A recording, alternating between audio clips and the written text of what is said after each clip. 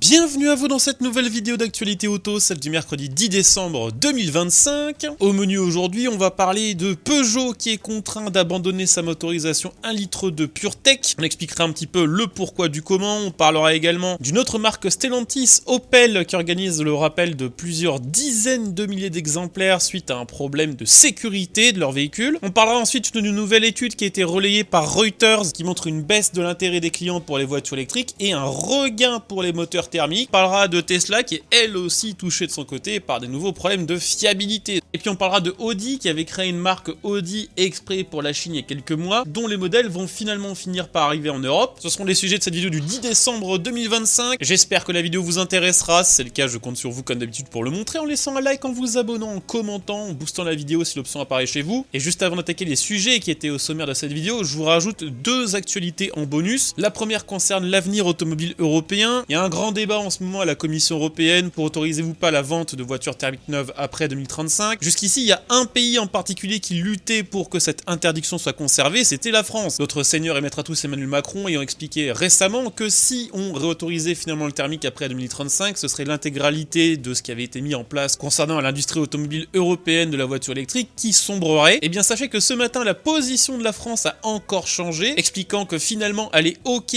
pour autoriser la vente de thermique après 2035, à condition que, en contrepartie, l'Union Européenne mette en place le label Made in Europe, dont on parlait dans une précédente vidéo, label à propos duquel les constructeurs français, le gouvernement français et l'équipementier français ont fini par trouver un accord. Il y a quelques jours, on en parlait aussi en vidéo, ce qui veut dire, vous l'aurez compris, qu'il n'y a plus vraiment de nation majeure automobile européenne qui soit contre l'autorisation de la vente de voitures thermiques après 2035. Et puis, je voulais vous parler d'autre chose, rapidement avant d'attaquer les sujets de la vidéo du jour. En 2025, pour la première fois dans l'histoire de l'automobile, l'Europe a importé plus de voitures en provenance de Chine que la Chine n'a acheté de voitures européennes. Selon le comité de liaison des industries fournisseurs de l'automobile, le CLIFA, le déficit commercial du secteur atteint maintenant 2,3 milliards d'euros, une situation qui s'est très vite dégradée et qui pourrait malheureusement n'être qu'un premier seuil d'alerte avant une crise beaucoup plus profonde dans les prochaines années. Alors je vous l'ai dit, on va commencer un petit peu par parler aujourd'hui de Stellantis et de Peugeot qui est contraint de suspendre temporairement l'un de ses moteurs les plus connus, le Voldemort des moteurs, celui dont on n'a plus le droit de prononcer le nom, le 1 litre de PureTech qui a été renommé il y a quelques mois le 1 litre de Turbo. Il était par exemple proposé sur les versions d'entrée de gamme de la Peugeot 208 ou de la Peugeot 2008. La raison pour laquelle il est supprimé temporairement de la gamme n'est pas que Peugeot tourne définitivement le dos à cette motorisation, puisqu'on retrouvera quand même le 1 litre de turbo en version hybridée sur le 208 et sur le 2008, c'est tout simplement que la version 100% thermique n'est plus conforme aux nouvelles normes anti-pollution Euro 6e bis qui rentrent en application pour tous les véhicules à partir du 1er janvier 2026. Plutôt donc que de maintenir en vente une motorisation non conforme, la marque a choisi de le retirer le temps d'effectuer les modifications nécessaires à ce qu'il soit conforme à cette nouvelle réglementation. C'est quelque part quand même une forme de coup dur pour Peugeot parce que c'était vraiment les motorisations les moins chères sur ces modèles. En attendant qu'il soit de retour, un client qui voudrait absolument s'acheter une 208 ou une 2008 devra débourser au moins 2400 € de plus, puisque l'ancienne version équipée du thermique PureTech démarrait à 21 500 contre 23 900 pour l'hybridation basée elle aussi sur le PureTech. La grande question là-dedans, c'est que va-t-il se passer sous le capot des autres marques du groupe, puisque le 1 litre de PureTech est encore utilisé en version 100% thermique sous pas mal de capots en entrée de gamme, sous plein de marques, et ce serait étonnant de le voir disparaître seulement que du côté de chez Peugeot. Alors du côté de chez Stellantis, il y a d'autres galères qui touchent le groupe aujourd'hui, avec un nouveau rappel qui concerne le Opel Grandland, mais aussi certains exemplaires du Peugeot 3008 ou du Peugeot 5008. C'est environ 100 000 véhicules qui sont rappelés dans le monde qui doivent repasser en concession, concernant un défaut de la vis de fixation du joint à rotule du bras de suspension inférieur. Si cette vis venait à céder, le support de rotule pourrait se détacher et le conducteur pourrait donc perdre le contrôle sur la direction de la roue concernée, avec une roue qui pourrait se mettre en travers ou pivoter de manière totalement incontrôlée, ce qui évidemment pourrait mener à une perte d'adhérence, voire peut-être même, dans les cas les plus graves, à un accident. Les premiers symptômes seraient des bruits anormaux, des claquements ou des vibrations dans le volant, surtout lors des freinages à basse vitesse. Si Stellantis pour l'instant n'a enregistré aucun accident lié à ce défaut, elle préfère contrôler tous les véhicules concernés pour remplacer les éléments défectueux plutôt que d'attendre que les premiers gros problèmes n'arrivent comme elle le fait d'habitude. Je vous mettrai la liste des véhicules concernés à l'écran. Si vous faites partie, vous le pensez, des véhicules concernés, n'hésitez pas à faire une petite vérification avec le numéro de série de votre voiture sur les sites partenaires de Stellantis. Vous saurez directement si votre véhicule est concerné. Si c'est le cas, vous devrez ramener votre véhicule en concession pour que la vis soit tout simplement vérifiée. Une opération qui est entièrement prise en charge par la garantie et qui dure moins d'1 heure.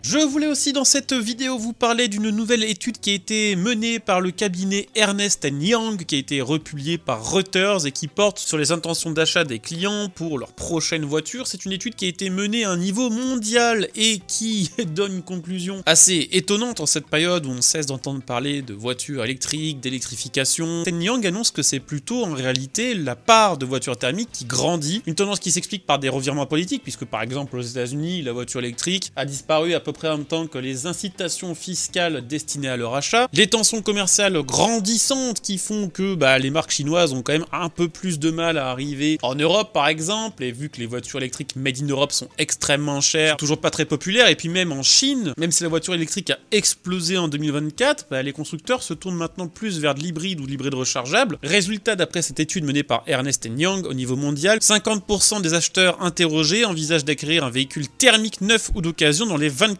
prochains mois. Là on parle bien de thermique, on parle pas d'hybride, c'est 13 points de plus qu'en 2024. Du côté des hybrides, c'est une baisse de 5 points à 16% d'intention d'achat, et du côté des voitures électriques, c'est la débandade complète avec un recul de 10 points à 14%, avec en plus parmi ces futurs acheteurs de voitures électriques, 36% qui envisagent de reporter ou d'annuler leur projet en raison d'incertitudes économiques. Si on en croit ce qui est rapporté ici par Ernst & Young et par Reuters, qui sont quand même des journaux et des médias assez sérieux, la part de marché de la voiture électrique devrait soit stagner, dans le meilleur des cas, soit peut-être même légèrement réduire à un niveau mondial. D'ailleurs, pendant qu'on parle de voiture électrique, on va un petit peu parler de Tesla, qui est de nouveau touché par différents problèmes de fiabilité. Là, ça concerne surtout des modèles 3 et des modèles Y de dernière génération. Des problèmes de fiabilité qui viennent directement des packs batteries qui auraient une dégradation prématurée. Tout dépendrait en réalité du fournisseur de la batterie et de la version du véhicule. Tesla travaille maintenant avec 3 fournisseurs. Il y a par exemple CATL qui les fournit en batteries LFP qui sont réservées aux versions propulsion. Il y a également des batteries nickel, cobalt, aluminium qui sont fournies par Panasonic et qui sont destinées aux versions grande autonomie. Et puis il y a les batteries fabriquées par LG qui proviennent de chaînes de production chinoises et européennes, notamment en Pologne, qui, pour faire simple, en dehors de quelques exceptions, équipent le reste des versions de la modèle 3 et de la modèle Y. Et c'est sur ce type de batterie, sur ces batteries venant de chez LG, que le problème aurait été remonté. Il y a une étude qui a été publiée par EV Clinic, qui est un spécialiste de la réparation et de l'analyse de batteries de voitures électriques, qui a montré que sur les batteries LG, il y avait une dégradation généralisée beaucoup plus rapide que la normale, qui réduit l'endurance de ces batteries de 35% comparé aux versions Panasonic. Et que l'autre problème, c'est que ces batteries LG sont difficilement réparables. Certes, on peut changer les modules, on peut même changer les packs, sauf que l'ampleur du problème est telle que, d'après EV Clinic, c'est tous les modules qui vont finir par décéder prématurément. Remplacer les cellules, remplacer un pack module complet ne sert donc à rien, puisque de toute façon, tôt ou tard, le reste va finir par mourir prématurément. On verra quelle solution trouve Tesla dans les prochains mois pour corriger le problème. En attendant, pour terminer cette vidéo, je voulais vous parler aussi un petit peu de la marque chinoise Audi, puisque effectivement il y a Audi Allemagne qui a fait aussi une marque qui s'appelle Audi, mais qui a pas le même logo en Chine, enfin bref c'est le bordel. Audi Chine annonce donc son nouveau SUV, le E7X, un gros SUV de plus de 5 mètres de long qui peut développer jusqu'à 700 chevaux en version toute électrique et qui repose globalement sur de la technologie chinoise. La plateforme c'est une plateforme chinoise, les motorisations c'est chinois aussi, l'intérieur c'est aussi pensé pour le marché chinois avec un écran panoramique de, tenez-vous bien, 27 pouces. Ce qui est assez intéressant, c'est que ces nouveaux modèles de Audi Chine qui devaient être exclusivement pensés pour la Chine et commercialisés en Chine vont finalement être exportés vers l'Europe. Bon, ça devient le grand n'importe quoi. C'est confirmé par une source interne de chez Audi au magazine de Car News China. Et tout ce qu'attend Audi pour officialiser son arrivée en Europe, c'est que la Commission européenne valide la demande de Volkswagen dont on avait parlé il y a quelques jours dans une autre vidéo. Volkswagen qui demandait une espèce de dérogation pour passer à côté des taxes en Europe sur les voitures fabriquées en Chine, que la Commission va peut-être accepter si Volkswagen met en échange des prix minimum. C'est quelque chose que va mettre en place Volkswagen notamment pour la marque Cupra avec son Tavascan qui est invendable en Europe parce que fabriqué en Chine avec 20% de surtaxe. Audi attend tout simplement que cette dérogation soit validée ou pas pour le groupe Volkswagen. Puisque Audi fait partie du groupe Volkswagen, elle devrait pouvoir en profiter et arriver donc avec ce E7X en Europe avec un tarif défiant toute concurrence sur le secteur des SUV de luxe électriques. Voilà, on a fait le tour pour les news du jour, j'espère que la vidéo vous aura intéressé, si c'est le cas je compte sur vous pour le montrer en laissant un like, en vous abonnant pour les prochaines vidéos, en laissant un petit commentaire, et pourquoi pas en soutenant via le bouton rejoindre sous cette vidéo. On se retrouve dès demain pour la prochaine. Bonne journée à tous, ciao.